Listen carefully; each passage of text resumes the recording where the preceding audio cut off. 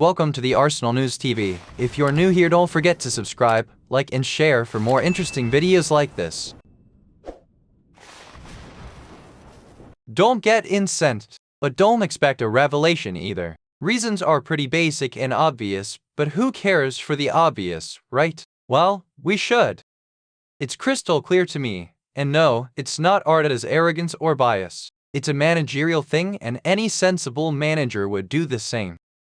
Let's reflect on the Havertz spell at Chelsea. He was played out of position, in terrible regimes, and alongside uninspired and confused teammates. And he endured 3 seasons of such mess and mediocrity. Despite an underwhelming spell, he did stand out among the rest of the bunch. Playing in such an environment at such a young age, players are prone to pick up damaging footballing habits. And habits are a pain to get rid of. You have to nitpick them and voluntarily dispose of them one at a time. And it takes time. Let's take a trip down the memory lane and remember his exploits in Bayer Leverkusen. He was a different beast altogether. I don't think anyone would have minded if he came to Arsenal and not Chelsea in 2020.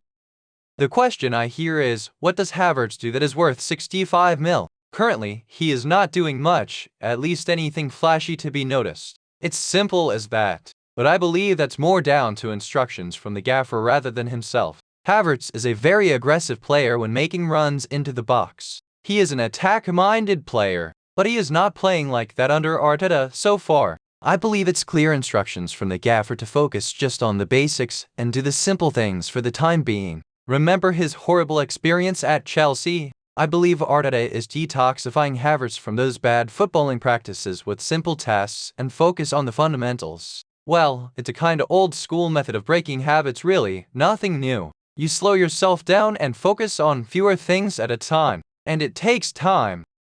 And Havertz is getting plenty of that, doesn't he? Arteta is giving him all the time for the time being because he believes in him. You can't call it arrogance or bias. It's simple man management. And he is playing all 90 minutes because he is the one who needs to get his form back, and you can't do it being on the bench. Now don't ask me why didn't Arteta buy someone who was in a red-hot form already. I don't know. Arteta wanted Havertz, so he got him. I can only make sense of why would Arteta be so stubborn to let Havertz play all 90 minutes. And it's simple, he needs time. The more time he spends on the pitch, the more he can bring his former self back.